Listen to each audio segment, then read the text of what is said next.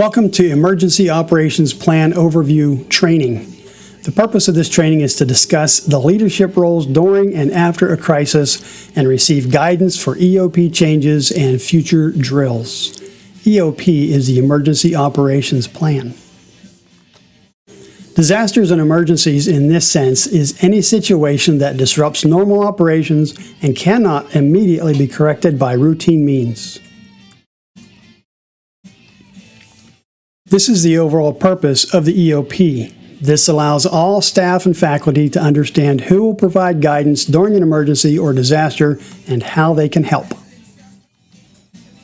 If any of these situations were to happen today, what would be your role in the response and recovery?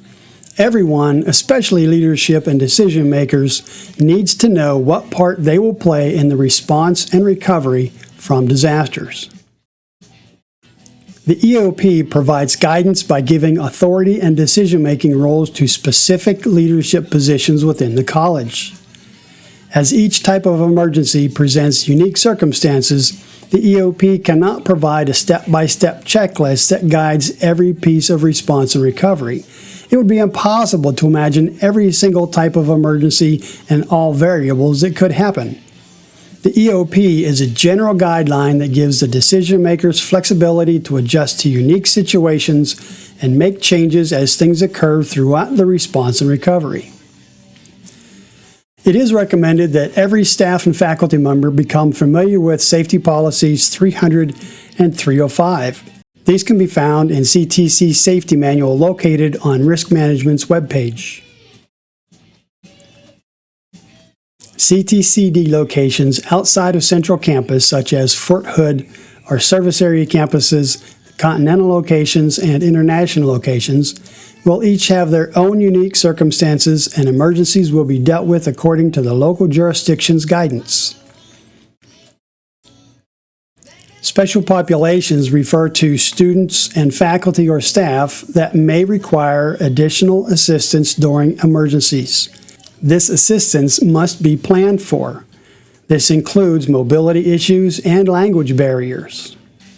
The EOP follows the guidance of the National Incident Management Systems, also known as NIMS. NIMS guides all levels of government, non-governmental organizations, and the private sector to work together to prevent, protect against, mitigate, respond to, and recover from incidents. NIMS provides stakeholders across the whole community with the shared vocabulary, systems, and processes. NIMS establishes the Incident Command System, ICS. The ICS is a standardized approach to the command, control, and coordination of on-scene incident management that provides a common hierarchy within which personnel from multiple organizations can be effective. Think of NIMS as the general guide that tells how everyone works together to respond to an emergency, and the ICS as the more specific instructions laying out who will be in charge of various aspects during the response. CTCD's EOP was created using these concepts so that emergency and disaster response will be as efficient and orderly as possible. Local first responders, second responders, and coordinating officials understand NIMS and ICS and how to seamlessly create joint and unified command within CTCD if the emergency should affect more than just Central Campus. The nature of a disaster would determine who is the overall incident commander. If there's a structure fire, the responding fire chief will be the incident commander. For an active shooter, the city chief of police or county sheriff would likely be the incident commander, as their agencies have tactical response units that are required for situations like that. The college, however, still maintains its chain of command utilizing the ICS in order to work together and support disaster response. The Incident Action Plan provides more specific response information and aid the CTCD incident commander in making decisions. CTCD's ICS consists of two sections. First, there's the core crisis management team that leads the college's portion of the response. They work directly with local responders and overall incident commander and make the decisions that provide guidance during the response and recovery. Second is the Critical Incident Response Team. They provide the services, execution of plans, and leadership's guidance, and keep the core crisis management team informed about each member's specific function in order to facilitate decision-making. This is made up of the incident commander, command staff, and general staff. When a disaster or emergency occurs, the most efficient way to manage the response is to consolidate the leadership into one centralized location. This allows for real-time discussion, analysis, and decision-making among the leadership and lets all responders know where to bring information. This also facilitates the ICS, one of the core components of the EOP. These are the three best locations in which to establish the EOC. The CTCD incident commander will decide the location. Other locations can also be used based on conditions. These are the most likely types of incidents that CTCD will face, but are by no means the only hazards. The goals and objectives outlined in the EOP provide guidance for leadership specific to these incidents. The EOP can also be adapted to any incident not specifically listed. Why these specific threats? Well, fire or explosion is a threat to any structure, and gas lines or hazardous materials present an explosion hazard. Medical emergencies and pandemics. COVID-19 has shown that a worldwide pandemic is a very real possibility and requires forethought and planning, especially in education. Hazardous material incidents. There are some hazardous materials used on campus in the Cates Center, science departments, facilities management, as well as other areas. Central Campus is also adjacent to a major highway, US 190 I-14, and is directly across the highway from Fort Hood Military Installation. Transportation incidents. Central Campus is again adjacent to a major highway, US 190 I-14. It's near the flight path for the Robert Gray Army Airfield and sometimes in the flight path of Robert Gray Army Airfield or Killeen Airport. Central Campus also has constant Army rotary wing aviation flyovers and sits next to Advent Hospital, which has occasional air medical service flights. Evacuation can happen for multiple reasons, such as bomb threats, gas leaks, and things of that nature. For weather emergencies, Central Texas experiences many severe storms with high possibility of large hail and tornadoes each year, especially during the spring.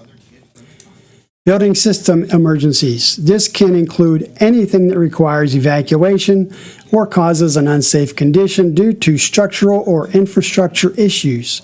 An example of this is the February 2021 deep freeze and ice storm that caused severe damage to several facilities due to fire suppression system pipes freezing and bursting. Threats or acts of violence or terrorism, well, that's pretty self-explanatory. Finally, we have interpersonal emergencies. These include threats to self-harm. To reiterate, the EOP follows the guidance of the NIMS, which guides all levels of government, non-governmental organizations, and the private sector to work together to prevent, protect against, mitigate, respond to, and recover from incidents. NIMS provides stakeholders across the whole community with shared vocabulary, systems, and processes. NIMS establishes the ICS, a standardized approach for the command, control, and coordination of on-scene incident management that provides a common hierarchy within which personnel from multiple organizations can be effective. Think of NIMS as the general guide that tells how everyone works together to respond to an emergency, and ICS as the more specific instructions laying out who will be in charge of various aspects during the response. CTCD's EOP was created using these concepts so that emergency and disaster response will be as efficient and orderly as possible. Local first responders, second responders, and coordinating officials understand NIMS and ICS and how to seamlessly create joint and unified command within CTCD if the emergency should affect more than just Central Campus. This is the ICS organizational structure laid out in the EOP. You'll see some more information on these in the next few slides. First is the Core Crisis Management Team. The Chancellor leads this team, which is also made up of the executive officers. This team advises the CTCD Incident Commander on the way forward for the incident response and recovery. This can include goals and objectives with proposed timelines. The CTCD Incident Commander is the Deputy Chancellor for Finance and Administration. This individual is the overall college incident commander. This position leads the response efforts by coordinating the college's resources with input from the command and general staffs, produce guidance based on the objectives from the Core Crisis Management Team, and coordinates the response with outside agencies and overall incident commander. This position is the college's overall decision maker and will determine when the incident response can be officially closed. The command staff are personnel who provide direct information to the incident commander and between response agencies and the public in order to better facilitate decisions and keep stakeholders informed. The general staff coordinate the execution of response plans and resources. The Core Crisis Management Team, the Chancellor and executive officers, develop and disseminate the Emergency Operations Strategy, the EOP. They advise the incident commander on when to activate, scale up or scale down, and deactivate disaster response. They approve plans, drills, exercises, and participate in all aspects of emergency preparedness. The incident commander is the overall decision maker during the incident response. The IC works with first responders for unified command. The IC directs the command and general staff throughout the incident. The incident commander also provides recommendations to the Core Crisis Management Team for the response scale and termination. Each position in the command staff and general staff perform their core functions based on guidance and direction from the incident commander. They give recommendations to the incident commander based on their role, and they provide the incident commander with continuous updates of their status. We will begin planning drills and exercises that get progressively more complicated in order to refine the EOP and staff roles during emergencies. These are other training resources that provide a wealth of knowledge on ICS, NIMS, and higher education incident response. These courses are conducted through FEMA's Online Emergency Management Institute and are free of charge to everyone. For questions or suggestions on this training, please contact Risk Management.